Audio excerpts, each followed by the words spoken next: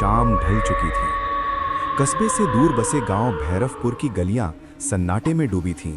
ठंडी हवा के झोंके उस पुरानी हवेली की टूटी खिड़कियों से टकराकर ऐसी आवाज कर रहे थे जैसे कोई अंदर सांस ले रहा हो। गांव वाले उस हवेली के पास से भी नहीं गुजरते थे। कहते थे वहां आहट है। रीना दोस्तों के साथ गांव घूमने आई थी। हंसी मजाक में किसी ने कहा, अगर इतनी बहादुर है तो हवेली के अंदर जाकर दिखा। रीना हंसी। भूत वूत कुछ नहीं होता। वो अकेली अंदर चली गई। टॉर्च की रोशनी टूटी दीवारों पर पड़ी, परछाइयां हिलने लगी। रीना पलटी, कोई नहीं। अगले ही पल दीवार पर एक और परछाई थी जो उसकी नहीं थी। उसकी सांसें तेज हो गईं। कौन है? कोई जवाब नहीं, बस धीमे कदमों की आहट। वो दौड़कर बाहर आई। दोस्त हंस पड़े, लेकिन उस दिन के बाद रीना की जिंदगी बदल गई। रात को उसके कमरे में कोई चलता, शीशे में उसके पीछे कोई खड़ा दिखता। गांव का नाई रघु एक रात तालाब के पास उसे लगा कोई पीछा कर रहा है। अचानक सामने सफेद साया खड़ा था, हरी चमकती आंखें। रघु, तेरा वक्त आ गया है।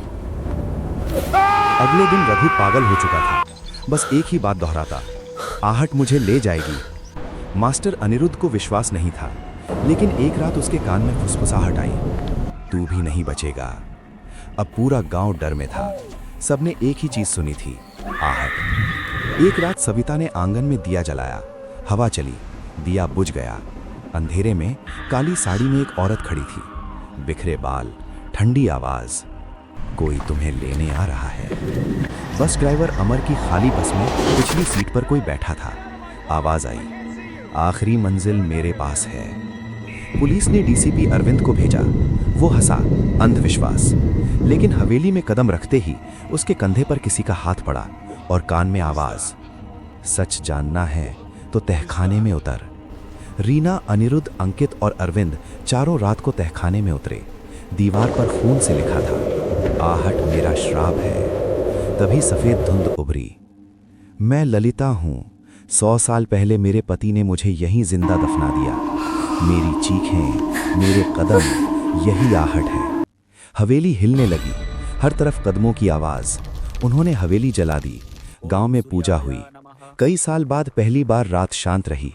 लेकिन कुछ दिन बाद रीना अपने कमरे में थी।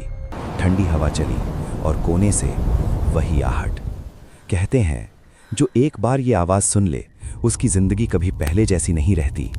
आहट सिर्फ आवाज नहीं, वो एक साया है जो आपके पीछे चलता है। अगर आपके साथ भी ऐसा कोई अनगणित कहानी घटी है तो कमेंट में बताइए।